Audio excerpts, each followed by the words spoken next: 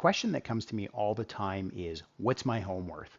Now, I'm never an individual that likes to shoot from the hip. I mean, of course, depending on the area, you can say yes, detached homes with, that are under 2,000 square feet, that are 3 bedroom, 3 bath, finished basement, double car garage, generally go between a range of this and this. But, most times when people are seriously considering making a change, that is a genuine question. They want to know what their home is worth. So there's a few ways as an agent that we can actually work that out, and one sort of confirms the other, if you will. So one of those is comps. I mean, everybody's heard the term comps. Comps is short for comparables. Comps, what we look at comps is we're looking for houses that are similar in yours to size and features, and we're looking for something that's in the same area generally, so we can come up with a number. I mean, it used to be, I would say 5 or 6 years ago, that you, as an agent, you could put a number on a house, and we could tell you within a 5 or 10 or $20,000 range where your house would sort of land as a sale price.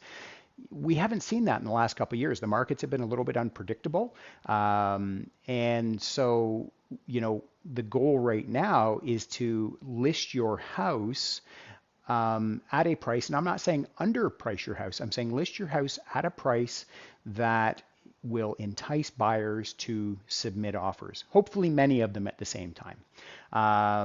And so what happens if there are no comps for your house? What happens if, the last house that was like yours that had similar features, right? That one house that was super dialed in just like yours is. What if there's been no houses like that sell in the last 2 or 3 or 4 or 5 years?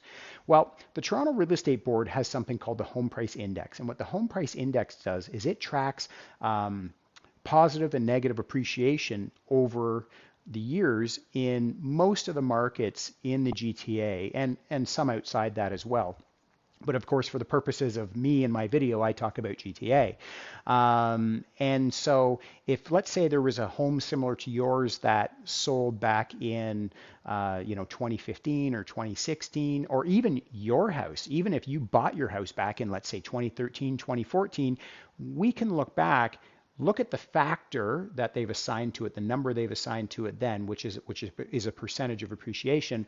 Look at what they're doing now, and we can apply the calculation for the home price index to it and get a number. Now, it doesn't always work. I mean, it's close, but again, like I said earlier, this is just to one sort of confirms the other, right? The unknown, or I guess sort of the joker card, is when you get into a market where it's a very competitive seller market, there's a lot of bidding, a lot of multiple offers going on.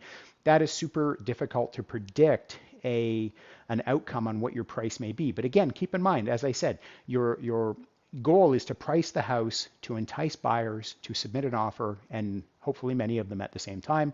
And so, what we would look at in the case of a market where there's a lot of multiple offers is a price per square foot. And so a price per square foot has been common in condo buildings for years, and it's been pretty accurate. We are starting to see that, we can get the square footage on your house, and we can apply that to what's recently sold in the area, and we can come up with a price per square foot. Now, generally in subdivision houses, there's generally a range because some are renovated, some are unrenovated. But, I found personally in most cases in homes through Markham, Richmond Hill, Stouffville, Newmarket, Aurora, there's generally some consistencies through those subdivisions on price per square foot. Failing that, there's the good old gut. And sometimes, you got a super unique house that there are no comparables for, and you just got to test the market and prod it a bit. So if you, have a price in mind, you want to talk about your house, a strategy to make a change, feel free to connect with me.